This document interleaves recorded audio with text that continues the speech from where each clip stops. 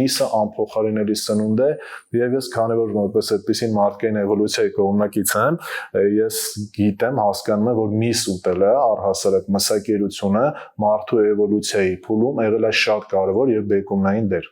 Ինչի համար, երբ որ մարդը սկսել է մսակերությամբ զբաղվել, երկու հատ կարևոր պունկտ կա, որը որ պետք է նշեմ։ Առաջին հերթին, երբ որ սկսել է մարդը միս ուտել, ստիպված արդեն որսորդություն է կատարել, այսինքն ստիպված եղել արդեն որսորդություն անի։ Իսկ որսորդությունը ստիպել է, որպեսզի որսորդական պարագաներ փորձի մարդը հնարել, ու դա արդեն ստիպել է, որպեսզի մարդուղեղը ավելի արագ սկսի աշխատել, ավելի լավ աշխատել, որպեսզի ստեղծագործի։ Այսինքն ստեղծագործական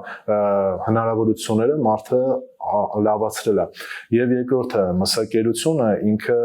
նպաստել է մեր շատ կարևոր հանգամանքով։ Երբ որ դու ուտում ես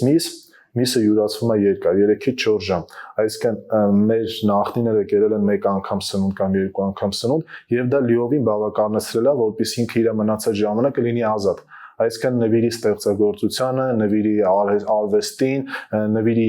մնացած առօրյա հարցերին եւ դա եւս նպաստել է մարդու էվոլյուցիային։ Իսկ օրինակ խոտակեր կենդանիները, որոնք որ հիմա օրինակ կնայենք, ինչ են անում խոտակեր կենդանիները։ Իրանք առավոտից մինչեւ ուշ երեկո արածում են։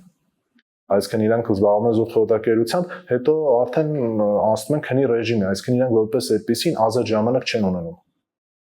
Դա եւս մեծ կարևոր դեր է ունեցել մսակերությունը մարդու էվոլյուցիայի զարգացման փուլում։ Այսինքն հիմա այն մարդիկ կամ այն լուրերը, որոնք որ պատտվում են մսակերությունը վատ է, մսակերությունը խնդիրներ առաջացնում, ես ուղղակի